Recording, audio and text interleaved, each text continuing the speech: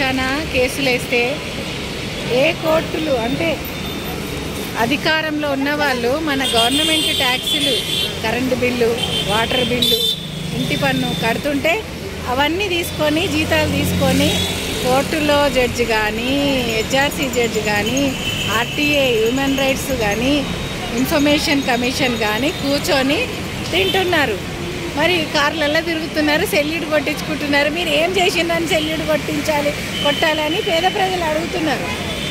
ఒక order copy ఇవ్వకపోతే ఎందుకు మాకు, మేము ఎందుకు రావాలి హెచ్ఆర్సీకి అంటే ఎవరి ఇష్టం వచ్చినట్టు వాడు చేసుకుంటాడా?